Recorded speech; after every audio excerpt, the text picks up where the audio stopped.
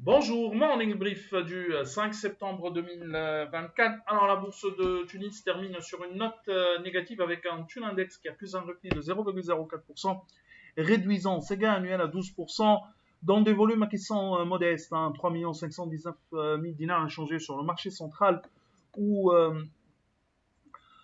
Smart Tunisie était le titre le plus actif avec un volume de 842 000 dinars et Eurocycle était également parmi les titres les plus actifs avec un volume de 792 000 dinars suite à la publication de résultats semestriels en forte hausse. Et MN Bank qui a été parmi les titres les plus actifs avec un volume de 258 000 dinars.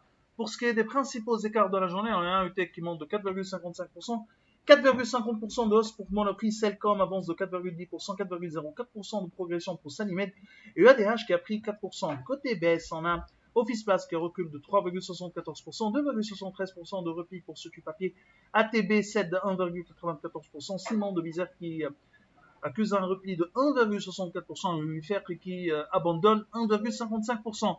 Alors pour les résultats, alors pour les banques, c'était essentiellement le facteur le principal était essentiellement le contrôle fiscal, l'amnistie fiscale.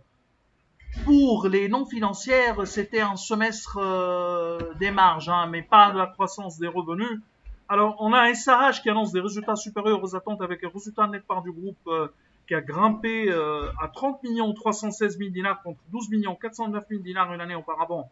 EBITDA au premier semestre qui a bondi de 38,7% à 88 876 000 dinars. On est sur une marge d'EBITDA autour de 20% en amélioration de 505 points de base.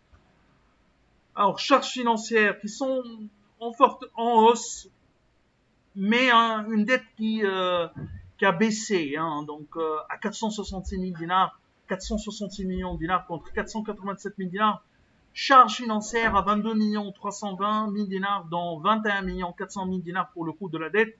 Alors, on s'attendait à une amélioration de la profitabilité de SAH en 2024, mais ces résultats dépassent nos prévisions. Nous prévoyons une normalisation des marges des niveaux élevés au cours du S2 2024. Notre modèle sera revu à la hausse dans les prochains jours. On a également Sotetel qui a publié un résultat en ligne avec les attentes, un résultat net autour de 1 600 000 dinars, alors qu'il était à 501 000 dinars au S1 2023, mais Sotetel avait déjà annoncé un EBITDA en forte hausse.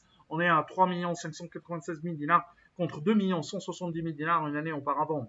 Une marge d'EBITDA autour de 10,1%, revenu qui était également en croissance de 35%. On est sur une croissance des revenus donc également importante pour Sotetel. Notre modèle sera légèrement révisé à la hausse, mais rien d'exceptionnel puisqu'on s'attendait à une amélioration de la profitabilité, notamment avec les chiffres réalisés par Sotetel au cours du deuxième semestre 2023.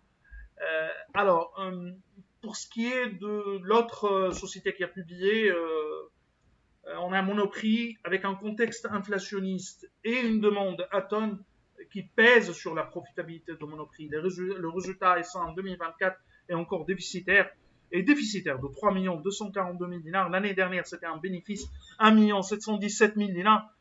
Mais il convient de signaler que le résultat au premier semestre 2023 comprend une plus-value sur cession de mobilisation de 4 500 000 dinars. On était sur un EBITDA en repli de 12,6% à 4 974 000 dinars, une marge d'EBITDA autour de 1,47%. C'est le vrai sujet de Monoprix, c'est le vrai dossier du management de Monoprix, l'amélioration de la profitabilité, la maîtrise de la dette est une bonne nouvelle pour le distributeur alimentaire. Notre modèle sera actualisé dans les prochains jours. C'est tout ce qu'on a pour ce matin. Nous vous remercions pour votre attention. On vous donne rendez-vous pour demain matin. Au revoir à demain.